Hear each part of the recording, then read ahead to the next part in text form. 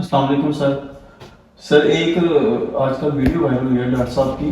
انہوں نے ایک ماسٹربیشن کے حوالے سے ایک بات کہی ہے کہ آپ دن میں 10 سے 12 دفعہ بھی کر سکتے ہیں, اس کے اندر کوئی نقصان نہیں. سر یہ ایک تو کیا یہ ٹھیک ہے؟ کیونکہ اس کا ایک بہت غلط امپیکٹ گیا ہے ہمارے نوجوان نسل پہ. مجھے اکثر میرے کولیگس, میرے جو فرینڈ وغیرہ ہیں وہ مجھ سے اس بارے میں پوچھ رہے ہیں کہ آپ کے ڈاکٹر صاحب نے ایک بات کہہ دی ہے, تو کیا اس کا کوئی نقصان نہیں. تو ڈاکٹر صاحب کیا یہ ٹھیک ہے؟ اس پہ تھوڑی سی روشنی ڈال دیں. ایکچولی حسنین بات یہ ہے کہ ویڈیو میں نے دیکھی ہے ڈاکٹر صاحب کی, تو جس پوائنٹ آف ویو سے وہ بات کر رہے ہیں وہ بالکل ٹھیک ہے.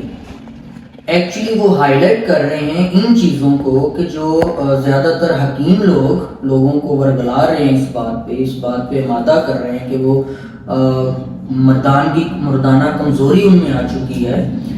تو انہوں نے اس لحاظ سے صرف کہا ہے کہ اگر آپ 10 سے 12 دفعہ بھی دن میں کر دیتے ہیں تو اس کا آپ کی مردانہ کمزوری سے کوئی ریلیشن نہیں. وہ اس چیز کو کیوں ہائی لائٹ کر رہے ہیں؟ آپ دیکھیں, جب سے ہم بڑے ہو رہے ہیں جس دیوار پہ دیکھیں مردانہ کمزوری, ویڈیو پہ ایڈ آ رہی ہے مردانہ کمزوری, ریڈیو کھول لو مردانہ کمزوری, کہ مطلب آپ نے جدھر دیکھنا ہے آپ کو صرف ایک چیز نظر آتی ہے, مردانہ کمزوری. اور دوسری بات یہ کہ انسان جب جوان ہوتا ہے نا تو وہ لذت کے لیے, اگر لذت کے لیے خود نہیں کر رہا تو کہیں سے سنا کے وہ یہ کام کر بیٹھتا ہے. اور پھر لذت حاصل کرنے کے لیے جب وہ بار بار یہ کام کر رہا ہے اور ساتھ لکھا ہوا بھی دیکھ رہا ہے کہ حکیم نے فلاں جگہ پہ لکھا ہوگا جی آپ نے یہ کام کیا تو آپ کو کمزوری ہوگی, وہ اس طرح اس کے مائنڈ میں فکس کیا جاتا ہے کہ وہ جب شادی کی رات کو واقعی وہ کچھ بھی نہیں کر پا رہا ہوتا. تو انہوں نے صرف اس بات کو رونگ کرنے کے لیے کہا ہے. اور اگر ہم دیکھیں کہ ماسٹربیشن کے نقصانات, تو ڈیفینیٹلی اس کے نقصانات ہیں.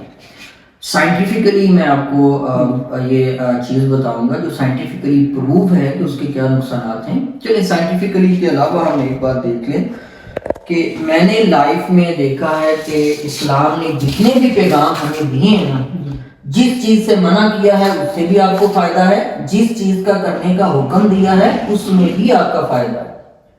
ہم نماز کو لے لیتے ہیں, آپ کو کیا لگتا ہے خدا کو ہماری نمازوں کی ضرورت ہے؟ نہیں. جب بھی ایک شخص نماز پڑھتا ہے تو نماز کے ہر حصے میں, مطلب جو بھی اس کا پوسچر ہوتا ہے اس میں آپ کی باڈی کے کسی نہ کسی حصے کی سرکولیشن بڑھ رہی ہوتی ہے, مطلب وہ آپ کے فائدے میں ہی ہے. جیسے آپ کوئی بھی چیز لینے جاتے ہیں سب سے پہلے آپ ان سے پوچھتے ہیں جی اس کی ہم کیئر کیسے کریں. بائک لینے چلے گئے, بائک والے سے پوچھا جی, انہوں نے آپ کو انسٹرکشنز دے دیں کہ 1 مہینے میں آپ اس کی ٹیوننگ کروائیں, اتنی دیر میں اس کا آئل چینج کروائیں. وہ ساری چیزیں آپ کو بتائی جاتی ہیں کہ اس کی لائف بڑھے, کمپلیکیشنز کم ہوں. اسی طرح جب انسان کو بنایا گیا تو اس قدرت نے بھی کچھ چیزیں ہمیں بتا دیں کہ یہ کام کرنے سے آپ کی زندگی آسان رہے گی, یہ چیزیں کرنے سے مشکل ہوگی, تکلیف آئیں گی. ٹھیک ہے. اب اسلام میں باقاعدہ اس چیز کا منع کیا گیا. سمجھ لیں, اسٹریٹ فارورڈ سمجھ لیں کہ اس میں نقصان ہے. اب وہ نقصان کیا ہے میں آپ کو سائنٹیفکلی بھی بتا دیتا ہوں.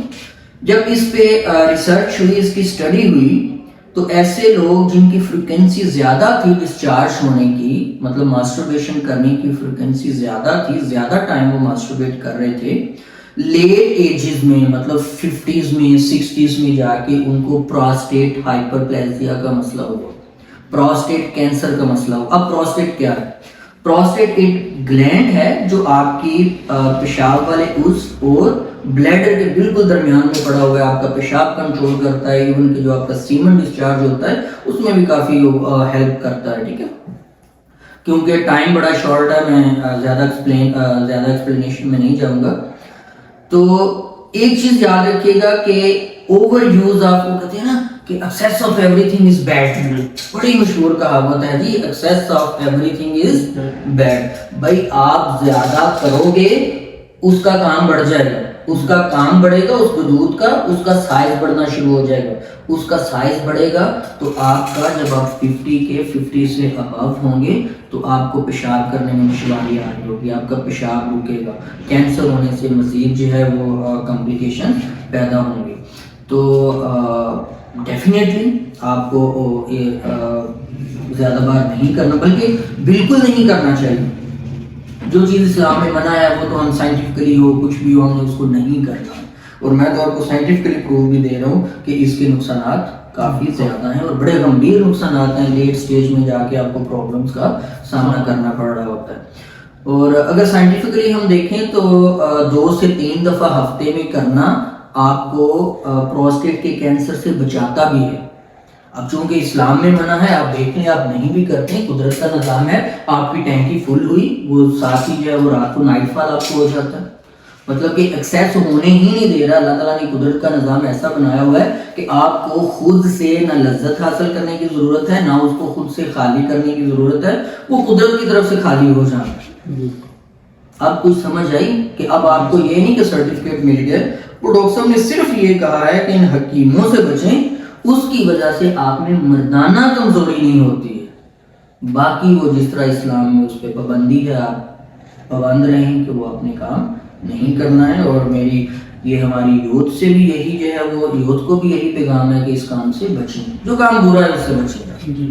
اور اگر نہیں بچ سکتے ہیں تو اسلام نے اس کا حل بھی بتایا ہوا ہے، شادیاں جلدی کرو نا، شادی لیٹ کیوں کرنی ہے؟ اگر ایک چیز کو حلال کر کے کھاؤ، لذت آپ نے لینی ہے حلال طریقے سے لو، قربانی کا طریقہ نہیں آپ کو بتایا ہوا، ویسے بھی آپ جانور مار کے کھا سکتے ہیں، لیکن اس کو حلال کرنے کا طریقہ بتایا ہوا ہے کہ آپ کس طرح اس کو حلال طریقے سے کھا سکتے ہیں۔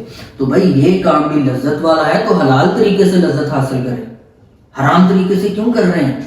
اپنا نقصان کر رہے ہیں۔ فی امان۔